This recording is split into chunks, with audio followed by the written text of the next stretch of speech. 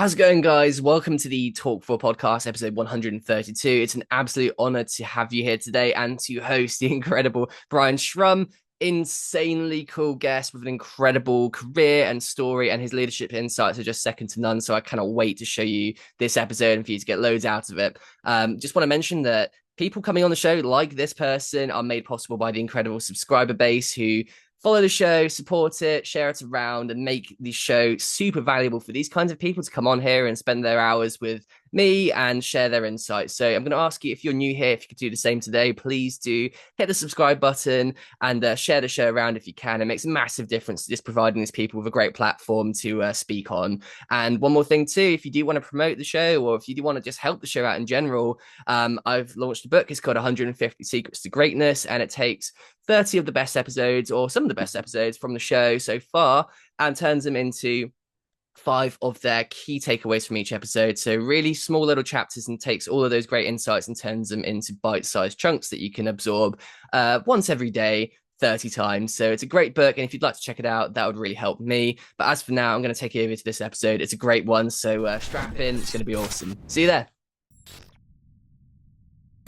Wow, this is a hard-hitting guest. I'm so excited. But Brian, how you doing today? Welcome to the show. Tell me all about how it's going. Doing great. Louis, thanks a lot for having me on the podcast.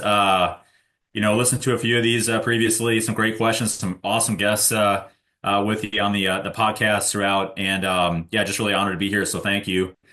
Things are going well here in Coronado, California with the ship. We're doing a big maintenance period right now over the next 6 months or so to get the ship ready to go and back out to sea to support the fleet. And couldn't be more proud of our team and the work that we've done. As captain on the ship, I've been doing it for about 27 months now, and it's been kind of a challenging road. But I've been able to take the ship through maintenance period, through workup cycle, through a 9-month deployment, and then now back into the maintenance period again. So just really thrilled to have this opportunity. Thanks that the Navy is giving me this chance to do this in Naval Aviation. Just super excited, and actually just kind of, to be honest, living out a bit of a dream, that I've had since I was a kid, and growing up and going to air shows, watching the Blue Angels. I know many of your guests have also said that kind of started them down that path, and I'm no different there. Top Gun, all that really got me excited about naval aviation and carrier aviation, and really awesome to be able to have this opportunity to continue to do this and give back to our crew and do something great for the country and have a leadership opportunity like I have. Very grateful for that, and excited to continue to serve. Well, I mean, those are just the best careers, aren't they? When you can find that passion and then you have that opportunity to go and pursue that as a job and have such an impact, but also, fulfill that lifelong childhood passion and stuff. So I can't wait to dig into all of that and go through the whole thing with you. But to start us off, we always have that kind of 30 to 60-second elevator pitch, really, of just who you are and what you do. So obviously you've alluded to it there, but just specifically tell us a little bit about your day job and what a little intro into the life of you would look like. Yeah, sure. Day job right now, like I said, we're in maintenance period, so up pretty early in the morning, getting into work. We have quarters for the crew right at 6:30, so we're ready to go, off and running to get our teams established to carry out whatever the plan is for the day, and all the maintenance pieces and parts throughout, and working with the Puget Sound Naval Shipyard team, the contractors, each day to improve the quality of the ship itself. Like I said, and get it ready to report back out to the fleet. So, with that, days usually go from about 6:30 to around 1500 or so, sometimes maybe a little bit later. My job right now is to just ensure that we've got a good plan in place. We've got good teamwork set up, good collaboration to make sure we can get everything done on a day-to-day basis. And it's a 6-month availability, but every day matters. And every person matters on the ship and the work that gets done. And I try to elaborate on that and try to make sure I accentuate that every day, the importance of all of our sailors to keep pushing forward and moving us in the right direction. And to charge over obstacles if we have things that are problems or events that come up, how are we going to best work through those as a team to be able to accomplish this mission, which will look to be an on-time departure from this availability in early July. So very excited about that. That's pretty much what I do now on a day-to-day basis. Yeah, I mean, such a great career. And I mean, the avid listeners will obviously note that we had Chris Chowder Hill on recently. And, you know, you obviously have pretty similar kind of career paths there and everything, other than the flying side of it. But, well, he did go flying actually, but man, his job and stuff that he does now, talks a lot about leadership. So I'm really, really excited to draw the parallels there and see what it's like, you know, ship to ship basically in this podcast. But we always start off traditionally with just a bit of backstory then. So, you know, from Sure. growing up to deciding to join the Navy, what was the path that led you to becoming a fighter pilot, basically, and eventually commanding the Theodore Roosevelt? Were there specific moments or influences in your life, like family or mentors or people that kind of steered you towards this path? Yeah, talk to me a little bit about getting in then. Yeah, sure. So I would probably say it starts when I was a kid, young, teenager. Flying was always something I was very interested in. I grew up in Fond du Lac, Wisconsin, which is not too far from Oshkosh, Wisconsin, where we have the big Experimental Aircraft Association fly-in every year. If you haven't gone to that or been a part of that or seen that, I highly recommend it. It's awesome. And it's probably one of the bigger air shows throughout the year. And I would go there every single year when I was a kid. And I go with my dad and my brother, cousin, friends, and we'd spend hours there just watching the warbirds and the ultralights and just all things aviation. And I really got excited in flying. And for me, probably one of the things that really helped me out a lot was my dad was a technology education teacher in the high school for 32 years, 33 years. And he was very passionate about computers. So we got one in the early 80s, mid 80s. And I got Microsoft Flight Simulator. And that was something that taught me, I basically kind of taught myself how to fly. And I was fascinated by how control surfaces worked, how the thrust worked, how you could maneuver an airplane and navigate and take off and land effectively, and how airspeed works and the indicators. So all that stuff just kind of drew me towards wanting to learn more and more about it and be a part of that. Yeah. So I didn't really take too many lessons really when I was a kid. I would have liked to have done more actual flying, but the flight simulator was kind of where I spent most of my time. And then I just had an interest in the military. Growing up, my dad's uh, uncles were in the military, and other than that, I really didn't have family members who were in the military. But for me, I was just drawn to it because I like the structure. I like the opportunity potentially to go fly in the military, whether it's with the Air Force or maybe even the Army or the Navy.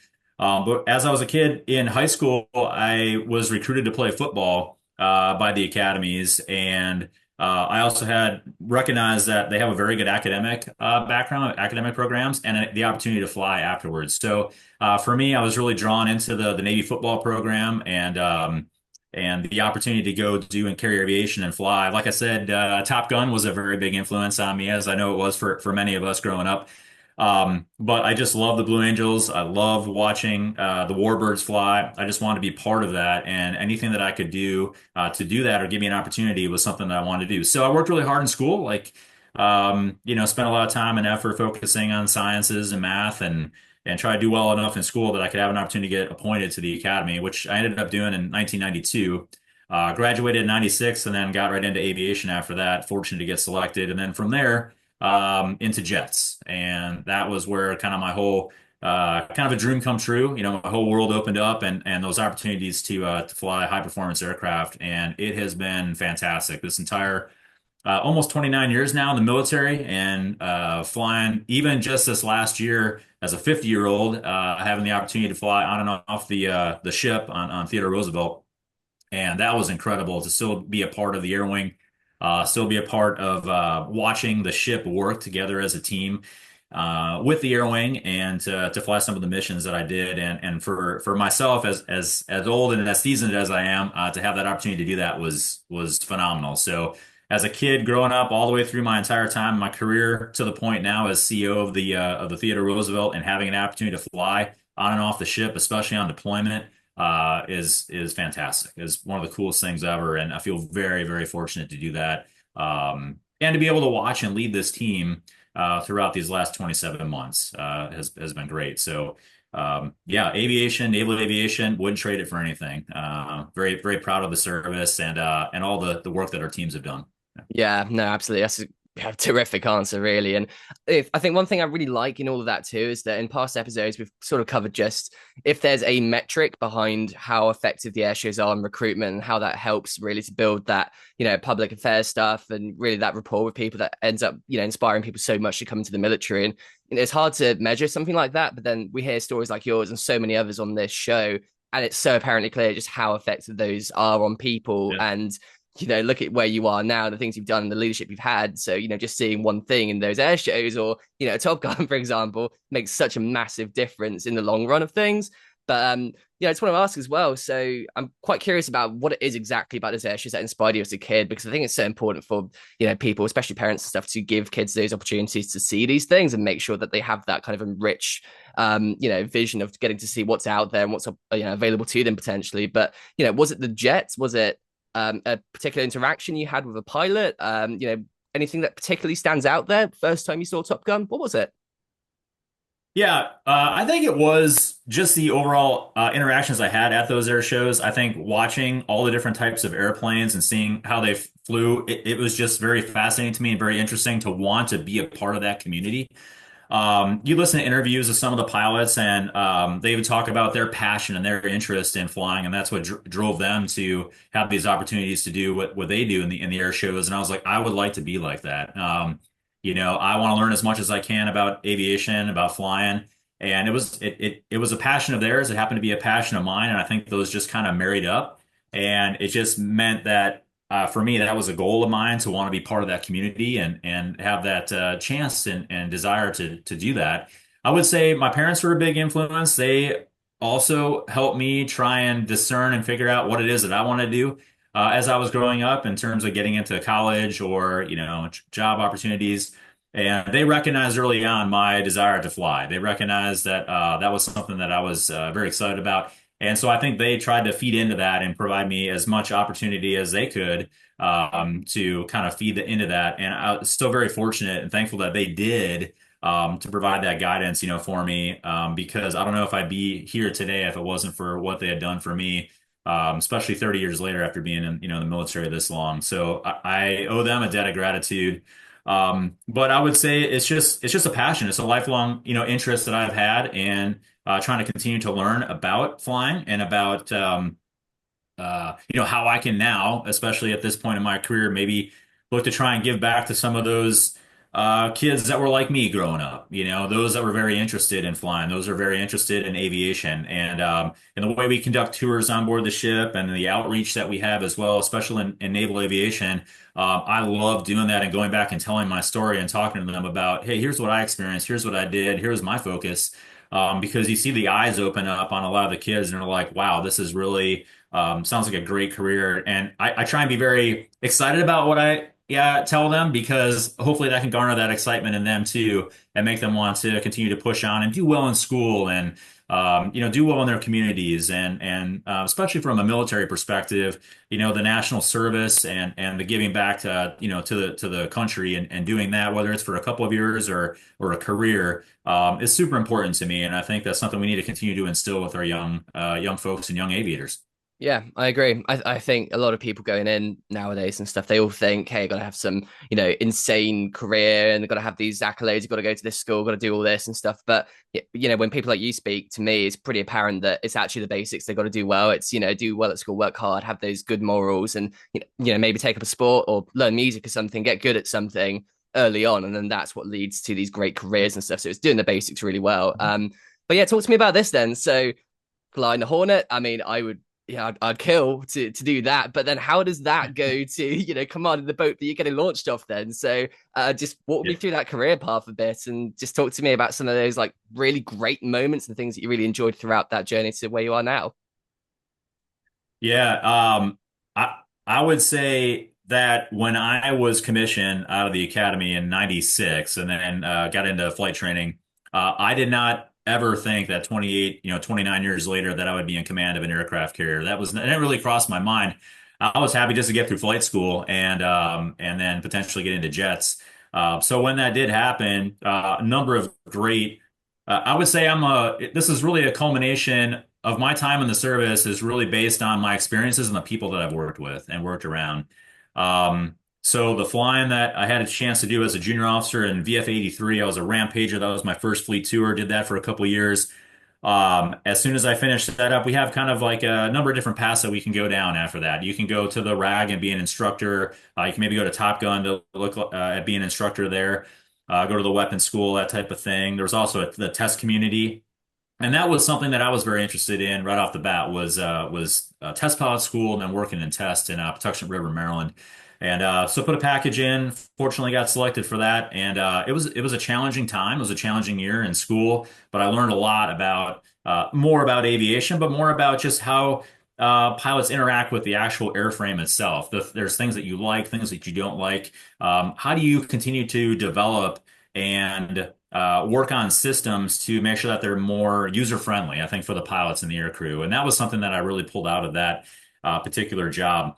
And I've been out of school for, I don't know, 7 years or so since I went to test pilot school. So just trying to learn how to figure out how my calculator worked was pretty tough. But once I kind of got that sorted out, went through the classes, really enjoyed it, really enjoyed the instruction, and the test community is a very unique part of the Navy and Naval Aviation, and so I really enjoyed my time in the test and then VX-23. After that, my next flying tour was VFA 34. So it was a Blue Blaster. I was a department head there, and we were on the East Coast, but we flew off to the West Coast to do all of our workups and deployment. So it's kind of a unique situation where we were living on the East Coast in Virginia Beach, but then flying out to San Diego to get on the boat for workups and deployment. But also a great time, great group of people. Great experiences there.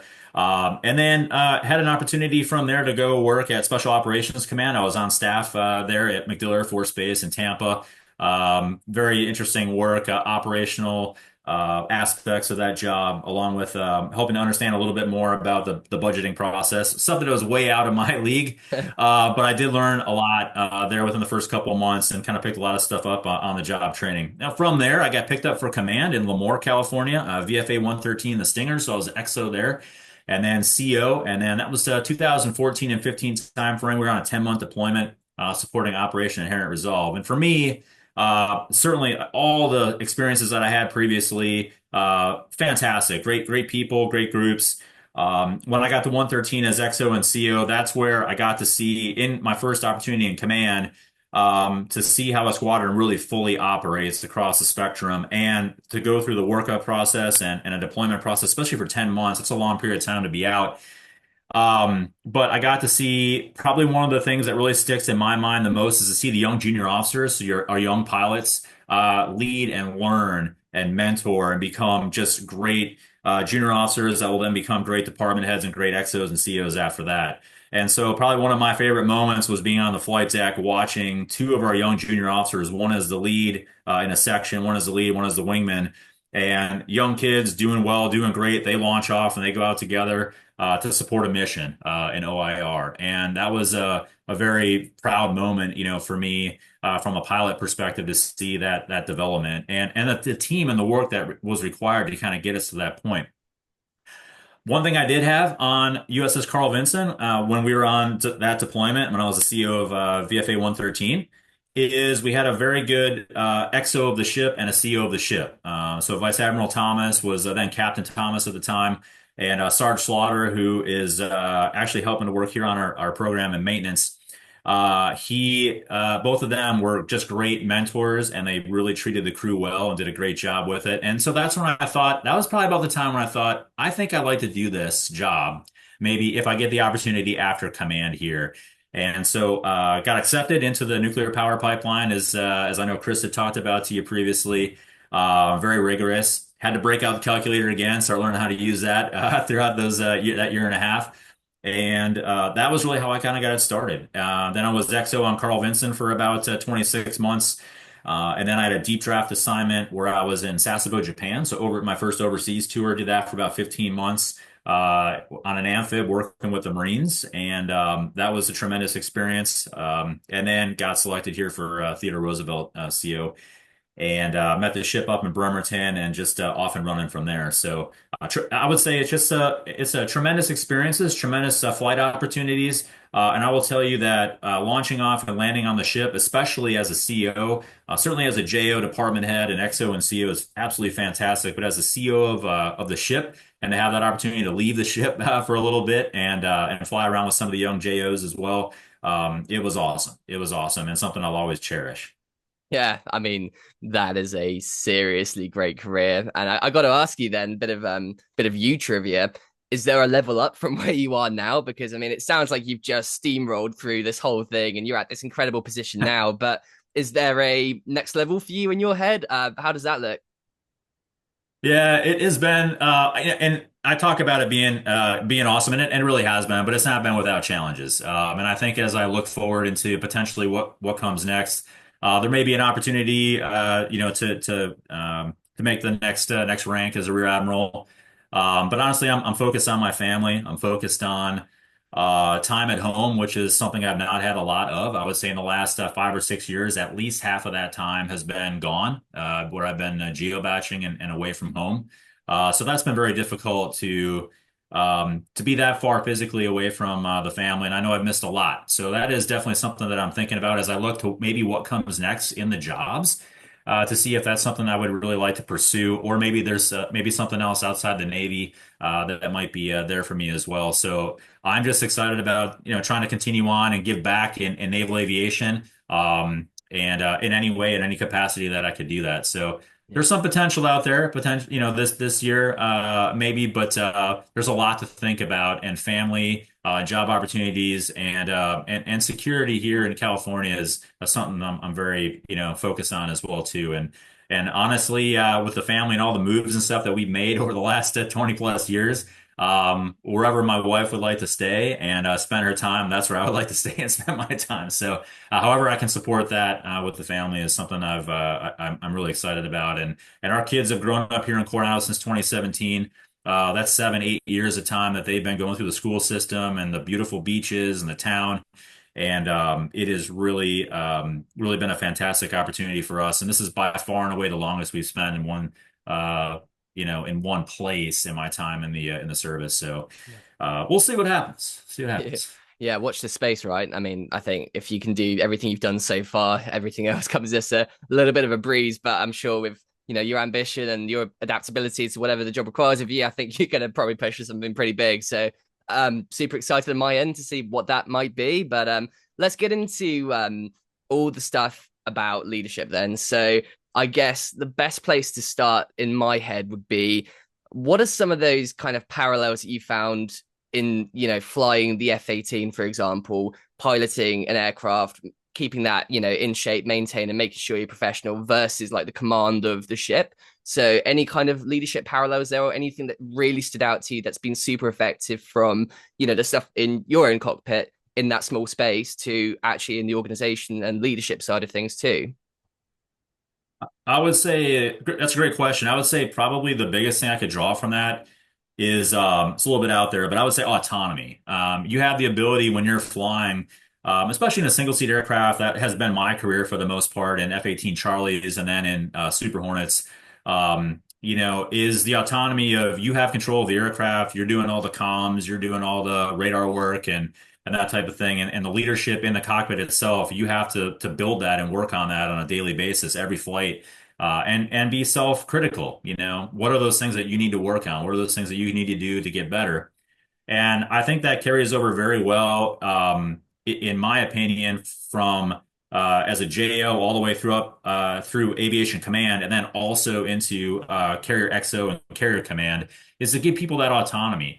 Let them have those opportunities to then learn from themselves, to make some mistakes, give them some boundaries, but let them learn and watch the team work. Give them some opportunities to work on a project, work on an event, work on a challenge, and then come back and say, hey, this is what we're going to be doing, then go execute that and let them do that. Give them those opportunities, because you'd be amazed at what they come back with and the product and the work that they do to be able to help you succeed. That's how I think it's really important for a good team to operate and a team to be effective is to give folks that latitude to be able to learn themselves. We've got 20 departments on board the ship, and each one of the heads of department and their senior enlisted folks, I try and make sure that they have that autonomy to be able to learn on their own and to do the best that they can, because they're basically mini commands on board one large command. We got 2,700 people on board the ship and 20 departments. How are they going to learn if somebody's always telling them what to do or making sure that they're watching 24/7 on how they're going to do it? Give them the flexibility, give them that autonomy to go do that.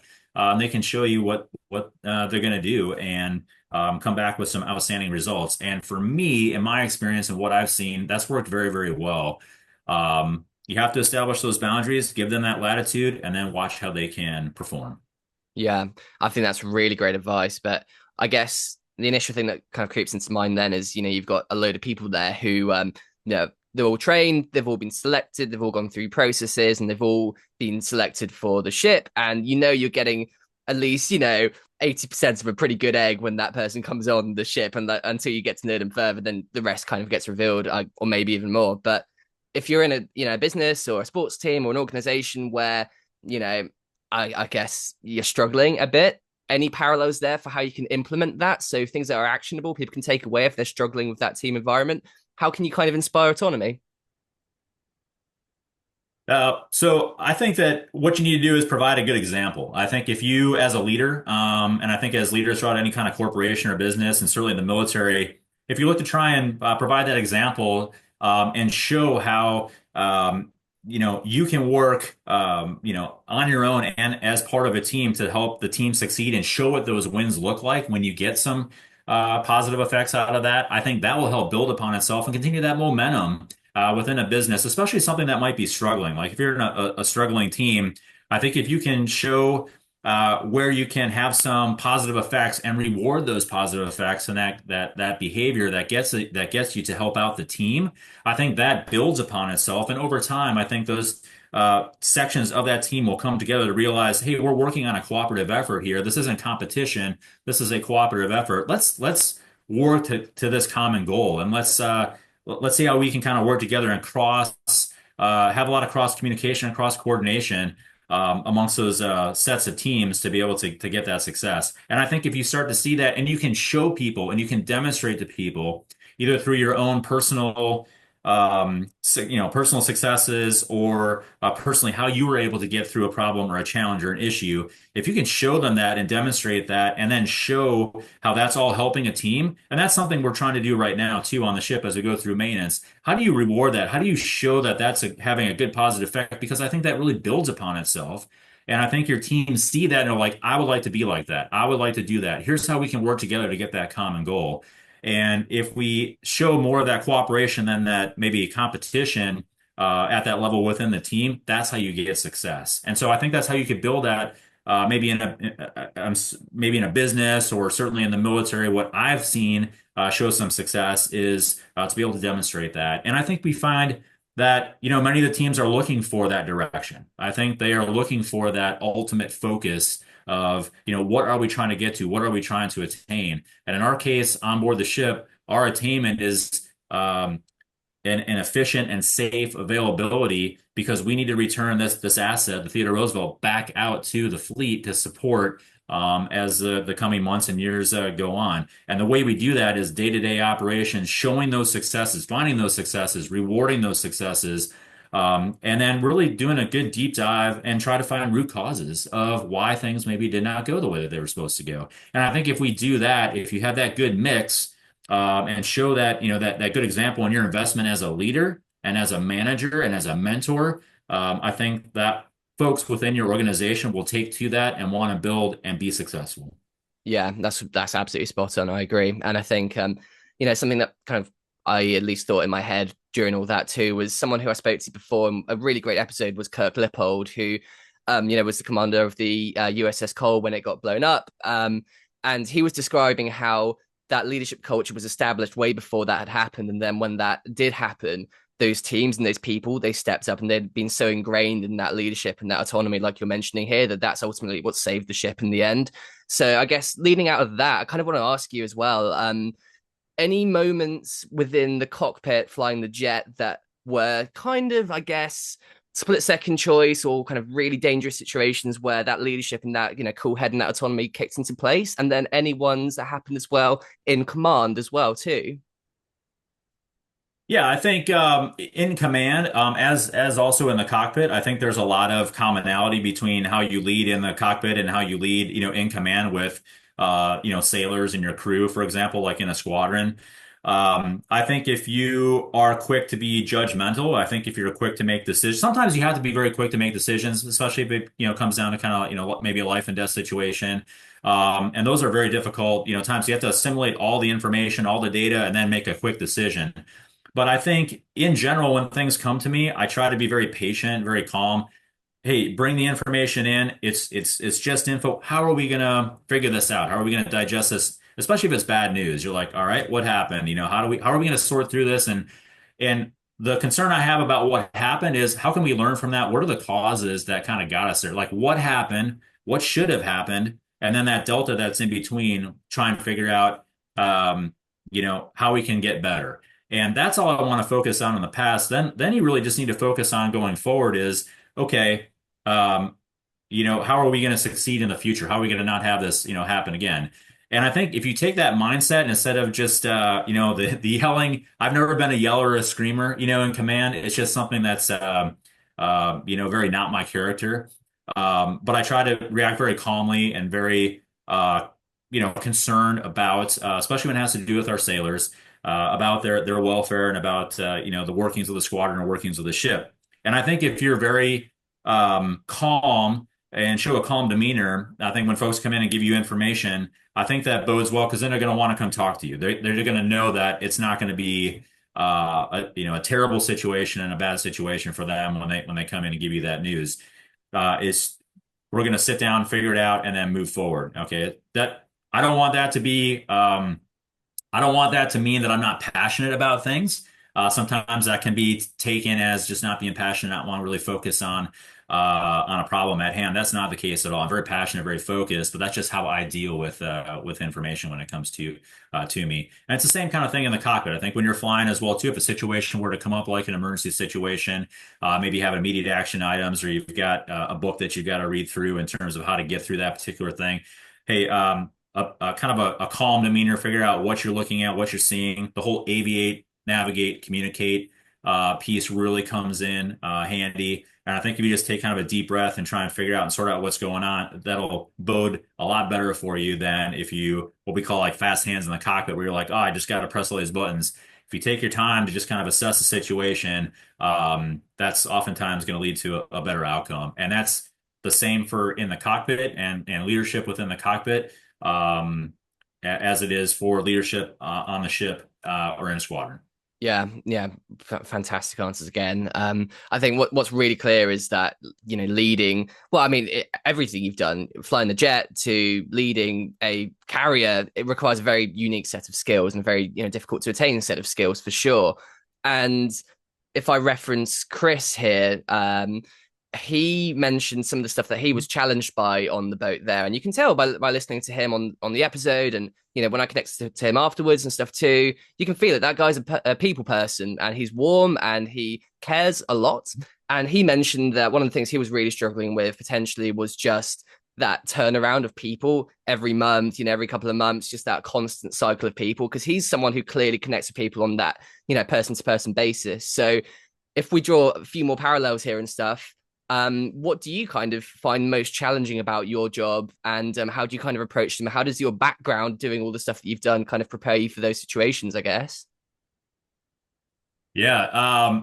Having listened to the Chris's podcast, I know we talked a lot about morale and about the importance of morale. And I think that he's spot on with that. I think he's the kind of guy, as you've seen, who is very, open. He's somebody that you can come talk to and you can have a conversation with, and he's very passionate and excited about what he does.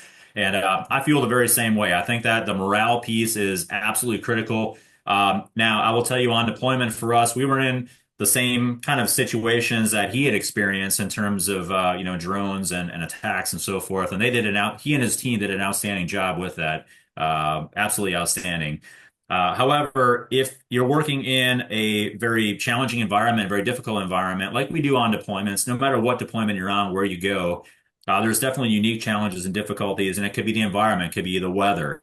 As Chris had mentioned, it's pretty hot on the ship at times. We had the same type of thing. So, how do you motivate and keep folks interested in and focused on the mission and the task at hand? That was probably one of the bigger challenges that I had, and our leadership teams have, was to keep everybody kind of focused. I think one of the things that we can do is always come back to the mission. We can always come back to tie in their importance of what they're doing. And it doesn't matter if you're a culinary specialist or you're a logistics specialist, or you're a yeoman or you're a legal man. Everything that everyone does on that ship in some way, shape, or form works to the common good of completing that mission. So if you can tie in what each one of those individuals is doing into that overall mission set, that's the way you can kind of help keep people motivated. Because it's very easy at times to kind of get sidelined and say, what I'm doing has no bearing on the mission. It has nothing to do with what we're doing.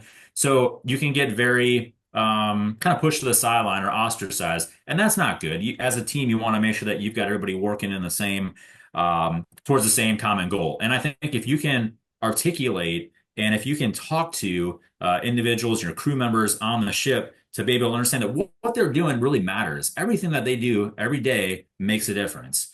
And so I try and do that, whether it's talking on the 1MC, our loudspeaker system on the ship, via email, via face-to-face conversations. I also do something on the ship called Mush on the Mic. Mush is my call sign, so we came up with this Mush on the Mic. So I would do it every week on deployment, but I'll do it every couple of weeks here while we're in the yards, going through our maintenance period. And just for about 20 minutes or so, talk about our schedule, talk about the importance of what we're doing, talk about my focus areas, talk about the importance of what we're doing to the greater United States Navy. And I think that having those opportunities to connect and reach out to our individual sailors and our leadership really makes a difference. And I think that's how you overcome some of those challenges of folks kind of maybe being down and out at times and kind of, oh, it's just another day out here, which it can feel like at times. But how do you draw them back in to understand what the mission is? You have to talk about that. You have to discuss that. You have to believe in it. And I think that was probably one of the bigger challenges that we had as a leadership team on a 7-month deployment, planned 7-month deployment that went to 9 months. How do you keep everybody motivated? How do you keep everybody focused? That was probably one of the bigger challenges that we had.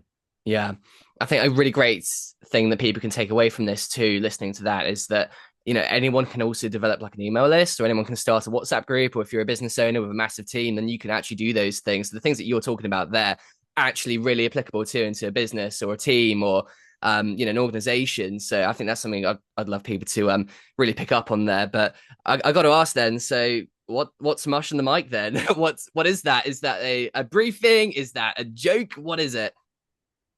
Yeah, so it's actually the name of like I said, a weekly kind of it's not really a podcast. It's like kind of a weekly video.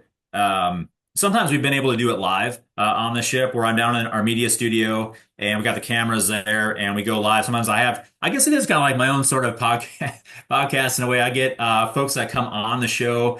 They talk about maybe an organization that they're part of, or what they're doing on the ship, and how other folks on the ship can help. I also answer a lot of questions from our CO suggestion box. So it's an anonymous way for people to write down on a sheet of paper, maybe a problem or an issue that's going on the ship. They can directly kind of bring that to me. And I look at all those that come in, all those inputs. And so there's some things that we can do as leadership team on board the ship to help make things better for our sailors right away. Other things might take a little bit of time. Some things we might not be able to change just because it's Navy policy or DoD policy. But where we can, we like to try and get some of those quick wins and show folks, hey, you're providing me this input. Let's turn this around and make some positive effects out of this. And that's what I talk to on the Mush on the Mic. It also helps to ensure that folks know, hey, I see these. I go through them. I understand, trying to understand or better understand what's going on around the ship. Outside of the walking around that I do on the ship and talking with sailors, this provides another means with them with which they can, communicate with me. And I like getting some wins in there and telling people, hey, look, this was an issue. This is what was noted. Here's what we're doing to fix it. And here's what we've done, and to good effect. And so I found that that's been a very good way to go about doing that. And I'm glad we started that. way back on the workup process prior to deployment, and I think it's been having some pretty good effects. And I think the crew really likes it.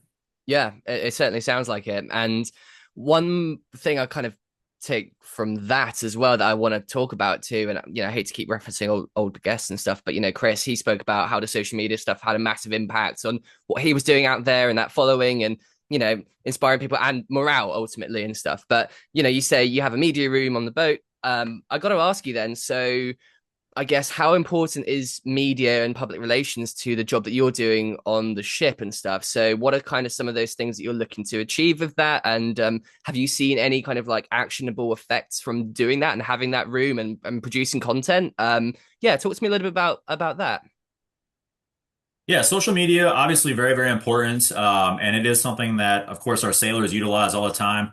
I mean, my kids, constantly, as I'm sure most, if not all, kids are on the phones, with social media. That's how they communicate and talk amongst their friends and learn information. It's super important, I think, in the military and the Navy, especially in naval aviation as well, too, to kind of help, kind of focus on and help tell the story of naval aviation. We like to utilize social media to help tell the story of Theodore Roosevelt, help tell the story of what the ship is doing, what we're accomplishing, what we're all about. And it's not just that, there's audiences, certainly young kids who might be interested, certainly adults, folks in the United States, outside the United States.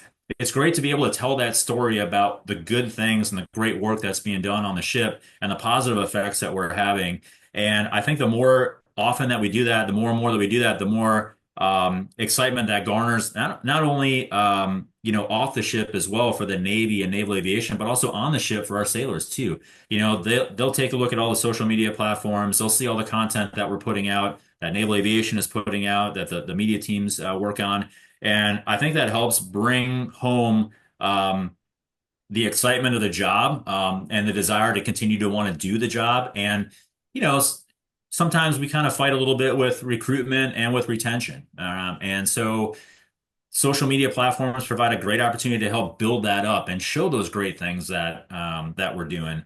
And if we can do things like this and sort of tell our stories and talk about the interests of why we got into doing what we're doing, why we want to spend, weeks and months out to sea, and how difficult it is and challenging it is to spend that time out to sea, away from friends and family, but the importance of doing what we're doing for the nation, Yeah. and the Navy and for each other is super important. And I think the more often that we can talk about that, the more often that we can discuss that and drive that, I think the better off we're going to be as a naval aviation enterprise and a Navy in general. And I know that there's continually a push to get those stories out, talk about those unique stories that our sailors have, where they're from, what they've done, how they've gotten to where they are today, and how they're working as part of a team to help support something bigger than themselves. And that makes a world of difference.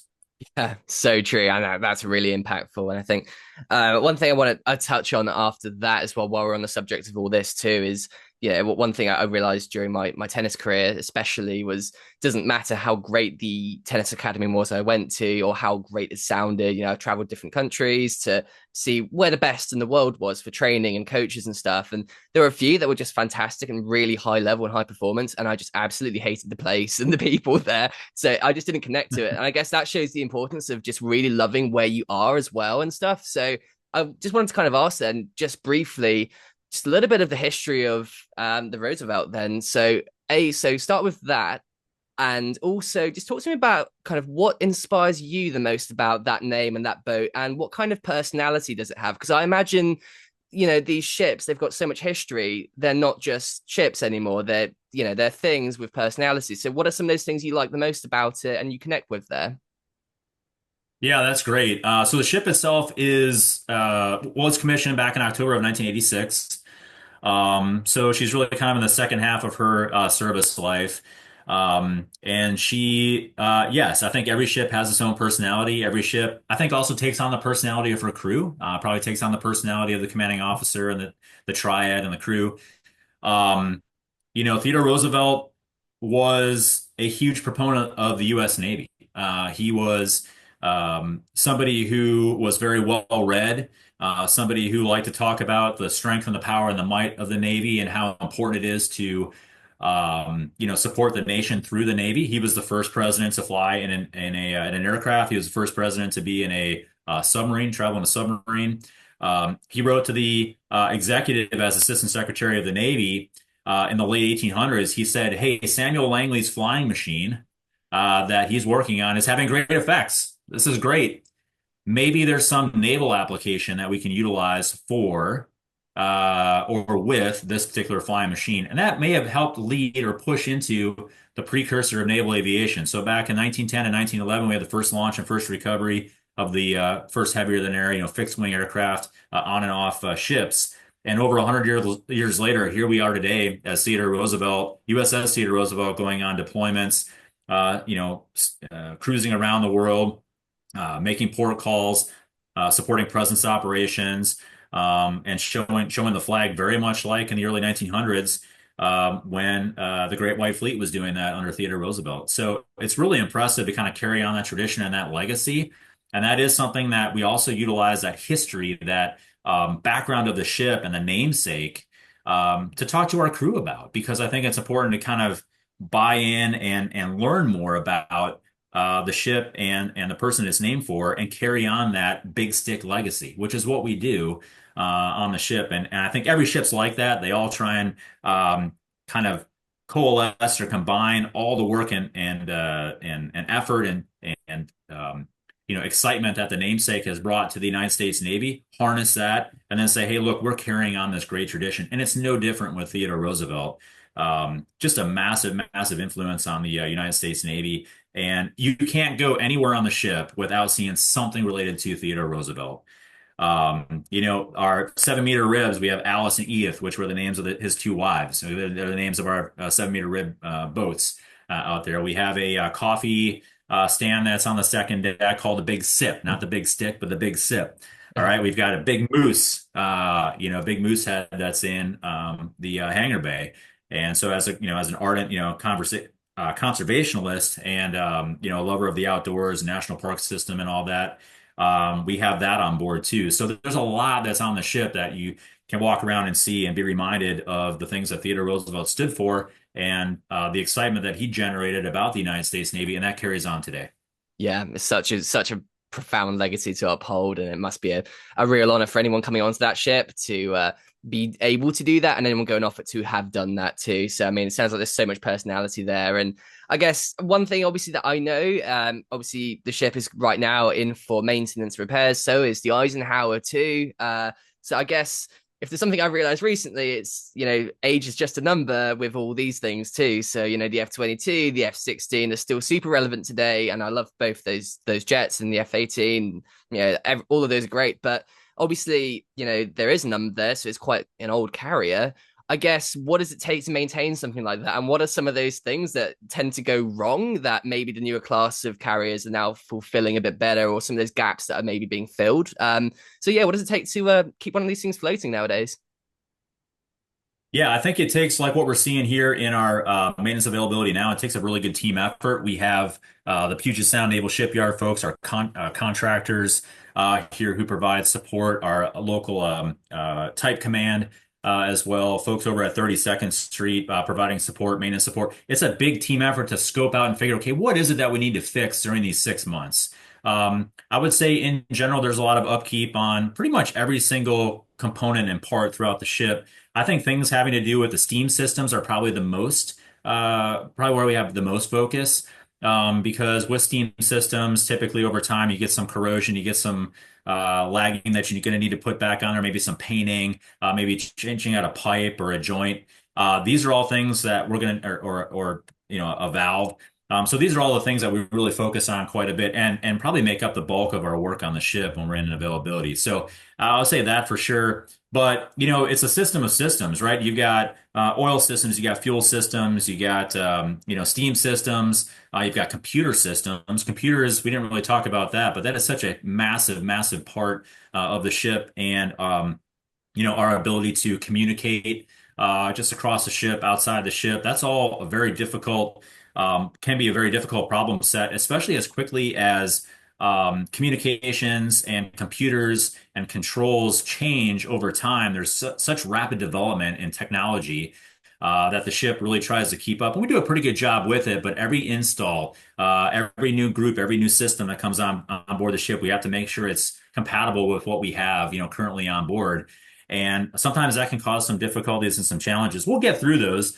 But there's such a rapid development from when the ship was commissioned back in 1986 to now, in 2025, that these upgrades and this work that's done on the ship, you got to make sure it's very compatible and works well together. And sometimes you have some difficulties with that. I will also say that some of the big things that we also work on too that are important to kind of upgrade is and has a big part on crew morale are things like berthings, heads, the galleys, areas in which the crew spends a lot of time, underway on. And I think we have to continue to invest on fixing those, systems in those areas. And sometimes those are the ones that are probably the hardest hit in terms of, corrosion and things breaking. But the more emphasis and focus we can put on that, the better off the crew is going to be.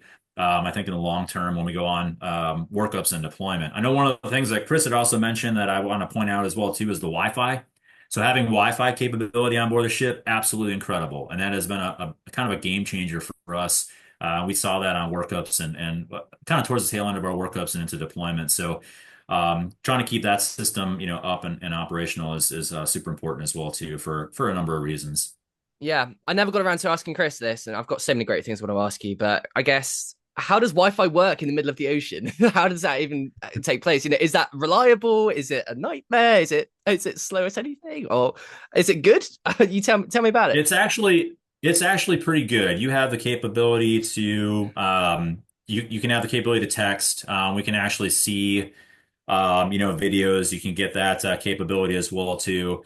If I got this correct, it's not so much the ability to send stuff off the ship. We have a kind of a higher capacity to be able to, see things on our devices. It's not as robust as the Wi-Fi that maybe we're talking on right now or that we experience here ashore, but it's definitely a step forward from where we were with working just hardwired computers. And doing emails and stuff from there and web browsing. There's actually more capacity to be able to do that out on the ship. And so, yeah, for the most part, pretty reliable. It actually is pretty good. And I think that where we have the ability for our sailors to get online and utilize it, there's enough spots and capability to do that. But I'm sure we're going to look to try and expand that a little bit more across a little bit more of the ship to provide more opportunities for more sailors to do that. But it's kind of in its infancy right now on TR on the ship. And so as we continue to get through more yard periods and more underway periods, I'm sure that capability is just going to continue to expand. So pretty reliable and really nice thing to have. Brilliant. I mean, yeah, it sounds like such a home comfort as well. And again, ties back into that whole morale piece as well, where just having that crew who are happy and get to connect with family and, maybe relieve a little bit of that homesickness or whatever it may be. Yeah, massive change to the ultimate performance of that whole crew and the ship at the end of it too. So the thing I want to get into now, before we go into kind of recruitment and advice for youngsters and people coming in and career paths, things like that. One of the people who I spoke to before, a carrier air wing commander, described a really funny story, actually. Well, it's a scary story, but a funny story where he was flying a Hornet and trying to land it on the ship. And the storm was so bad that the propellers came out the water and stuff. So I guess any crazy stories that you have for us from either flying or command. And if you want to tie in a bit of leadership into that too, where maybe a tough decision had to be made, feel free to do so. But yeah, I want to hear a story. Oh, that's a great point. And I don't know if like on deployment, if we had any kind of crazy stories like that where the props are coming out of the water. Noted that that's some pretty heavy weather. But we have seen some pretty difficult situations, maybe some high seas where the ship rolls around a bit. I mean, it's a big ship, 1,100 feet long, displaces quite a lot. So it takes a lot for the ship to roll around and move as compared to like a destroyer or a smaller ship. There have been times in my career where I've seen some pretty, low clouds, low visibility, some rain showers. We did have a couple of occasions where that happened, and actually the majority of the crazy weather that we saw even throughout deployment actually happened while we were doing workups out here on the Southern California coast. We get that low kind of scud layer around 1,200 feet or 1,000 feet. Sometimes the visibility can come down and get some fog and so forth. That is where you really need to ensure that You got a very good instrument scan when you're flying, and you're really on your A game throughout when you come into to land there because you could break out of that fog, and then the landing area could be right there in front of you, and you got to make some split-second decisions to be able to safely land that aircraft. I think from a leadership perspective, when it comes to weather and it comes to flight operations, the people that we really rely upon quite often are the landing signals officers or the LSOs that are back aft on the port side of the ship. They're watching every single flight or every single landing that comes in, and it's their responsibility to make sure that they have the safe and effective and efficient recovery of those aircraft and keeping everybody safe. And so if they don't feel comfortable with a plane coming into land, they'll wave them off and send them around and try again. But I think from a leadership perspective, there's a lot of I think responsibility that is put down to that level of, let's say, the air wing commander or the squadron COs or even the LSOs on that platform to be able to make those calls. You have some very young but talented and growing and experienced individuals that are there. Plus, you have a CAG paddle, so somebody's got a lot of experience back there and they're making some decisions that are in certainly very important and life-saving situations.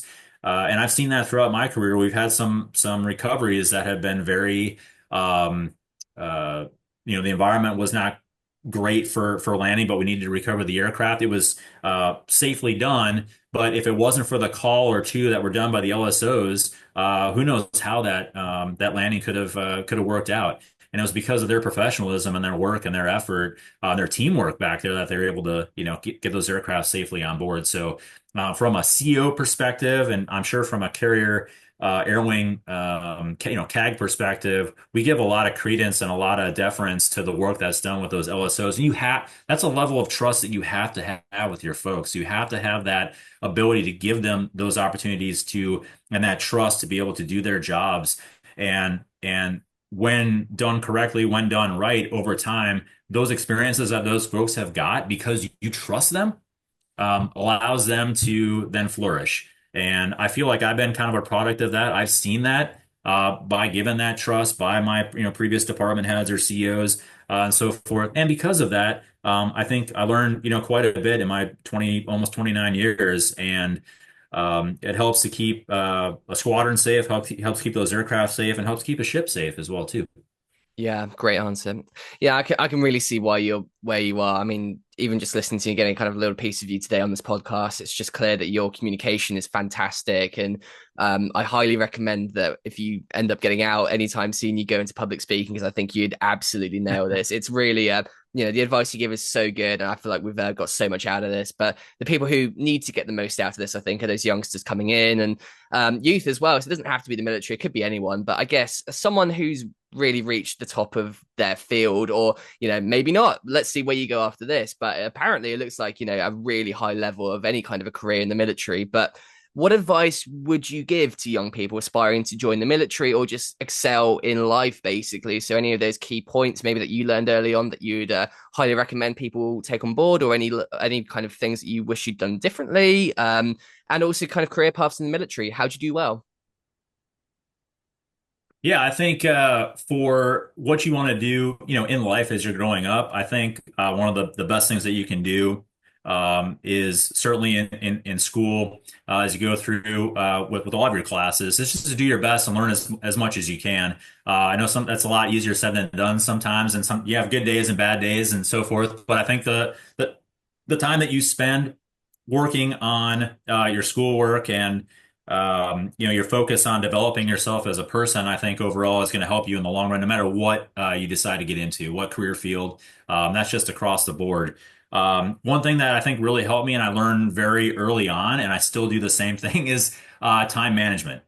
If you've got good time management skills, that's going to mean, I think, a lot as you go through your time in school, your time at any business or in any career field to be able to figure out, okay, I need to spend a certain amount of time working on this or a certain amount of time working on this and then this and then this to try and kind of get things done, maybe on a day-to-day basis, on a workday basis, and trying to, kind of set that up. If you do that, that's going to put you in a good position to get everything done that you need to get done. Again, way easier said than done, but that's something that was absolutely critical for me throughout school and especially at the Naval Academy, because our days they're just they're packed. I mean, you got so much that's going on from the start of the day to the end of the day. And if you don't have good time management skills, then you could really kind of struggle. So I would say that would be key. And probably the biggest thing for me is find out what you're passionate about. What do you really enjoy, in life? What do you really think is exciting for you? And it could be absolutely anything. Go pursue that. Find out like I did. For me, aviation, I went, but had the opportunity to go to air shows. I watched, shows about flying. I had that Microsoft Flight Simulator. I had opportunities to be able to learn about aviation and learn about, the great things that the military has to offer and that, naval aviation has to offer. And so, with that, I recognize that to get to that position where I wanted to give myself the best chance or best opportunity to do that, I had to work, pretty hard in school and get involved in, things that really excited me, like sports. I really enjoyed, being involved in sports, community activities. I enjoyed supporting the high school, middle school, in a number of different activities, and not just within school, but outside the school as well, too, to give back to the community. I think that's also really, really important. And for me, in the Navy, I think I found that I like the notion of being able to work on giving back. And I felt that from an aviation perspective, from a school perspective, and for the ability to give back, to me, the military had all of that for me. The Naval Academy had that for me. And so I recognized early on that if I had that chance to do that and live out that those opportunities, that if I got accepted to that school, I was going to go there. And I did. And I just haven't looked back, since then. I've been very thankful for all the experiences that I've had. And I would say as a young kid, find your passion, find what really excites you, and then continue to go for it and learn as much as you can about it. I would also say that if you find yourself doing that and for some reason you get sidetracked, that's okay too. All right. Thinking about, if you've got kind of like a plan B or a plan C, something else that you would want to potentially pursue or do, that is great too. All right. Because I recognize that, there's some things that I would certainly want to do, in my life, or maybe some jobs that I would like to get. I've had those throughout my career. There's times when I've not actually been able to do what I'd like to do. And so now I got to think about doing something else. And, I thought about that when I was at the academy, that if at some point they said, we don't have any more billets or ability for anybody to go into naval aviation, I would have to come up with something different to do. And I'd have to, think about how am I going to pursue my passions in whatever this career field is. And I have to go down that path and do that. So I recognize there could be some off-roads, here that happen with what you want to do. And I think be prepared for that and understand that that's okay. And that's fine. I think there'll be a purpose for your life. There'll be a purpose for, for what you are pursuing and where you're going to end up. And you just need to make the most of it. And I think if you do that, I think you're going to be happy with where you're at, and you can look back and go, I did a great job, and this is a great occupation that I got into, and I met some great people. And anywhere you go and anything you do, you're going to meet some fantastic folks. You're going to have some great experiences, and really just focus on those good times and those good things. And I think you're going to be in good shape. Yeah, great point there. But it begs the question then, what happened to the football career? So I did the punting on the team. I was a punter. I played quarterback and safety in high school, and then I got recruited to do the punting on the academy team. And so after about the first probably 3 games I was on the JV team my freshman year, but then I got pulled up to varsity and then started that and then played the rest of the 4 years there. I don't know as if I would have had an opportunity to go beyond the college chance to go play anywhere else.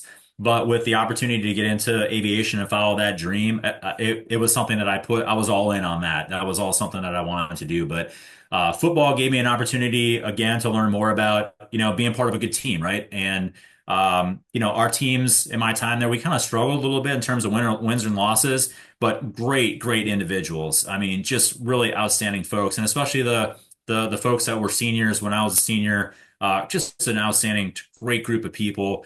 And still keep in touch with those guys, and still love to watch Army Navy football. Love to watch the games. Love to watch Navy football do well, which they did this year. Had an outstanding season, but just very thankful for those opportunities that I had.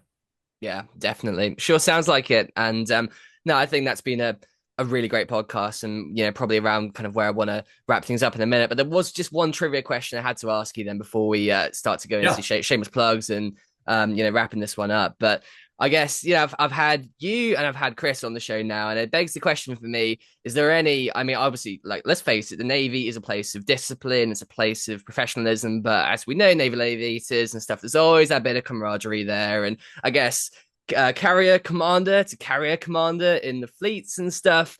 Any competition there or camaraderie going on, or is it all just a world of respect and you're all in your own lane?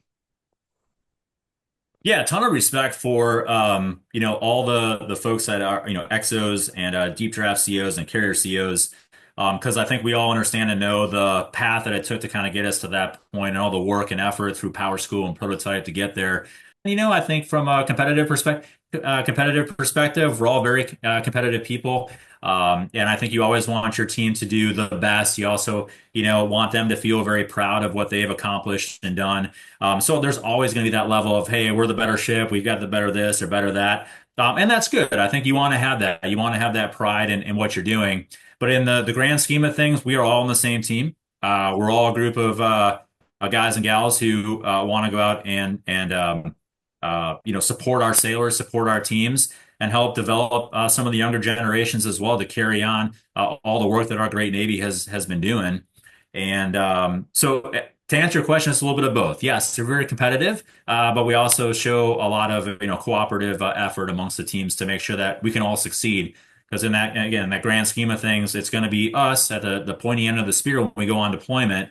We want to make sure that we are ready to go, fully staffed, fully capable. And if there's any things that we can learn from any of the other ships, let's apply those and keep getting better and better. And I think that's a hallmark of naval aviation. That's a hallmark of the nuclear power community, propulsion program and community. That's also the hallmark of I think the surface warfare community and just really the Navy in general is, hey, you got to continue to learn. You got to continue to apply those lessons. You got to continue to be self-critical and think about how you can continue to get better. I think that's very, very much an advantage that we have as the U.S. Navy and certainly naval aviation. And we're always very critical. The debriefs are always the most critical part of those flights that we do. We come back, learn what we did well, learn what we need to improve on, and apply those lessons beyond.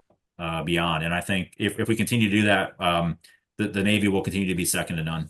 Well, I think that is terrific advice, and I'm honored to have had you on the show today. I think this was a super impactful episode. I've learned a whole lot, and at the end of the show, obviously, we always have that shameless plug moment and stuff. Then, so leading out of there, just I guess, what do you want to promote? Take a couple of minutes to promote either recruitment, social media, anything that you really want people to go and take a look at. Maybe outside the military, any books or anything. Yeah, floor's yours. Go and promote away. Send our people who are listening into whatever you like, really. Yeah, I think I appreciate that. I think I always like to take opportunity to certainly highlight the crews out there on the carriers and specifically all the Rough Riders, especially for folks that have been on the ship for the last 3 or 4 years. Certainly been a very challenging ride for everybody, but super proud of what we've accomplished throughout the last 2+ years. This last deployment, people very much helping each other out. A lot of great teamwork out there. And I think from a shameless plug perspective, I just want people to know that and understand, hey, there are teams out there that are really working very hard on a day-to-day, basis. And, we are very thankful for the support that's given to us by the nation. We're very thankful for our families. We're very thankful for their support. And just recognize there's some good sacrifices that are being made out there for, I think, hopefully for the betterment of the nation. And they're done by folks that are 50. There's also folks that are out there that are 18, and 19-year-olds, some really young folks doing great work for the Navy.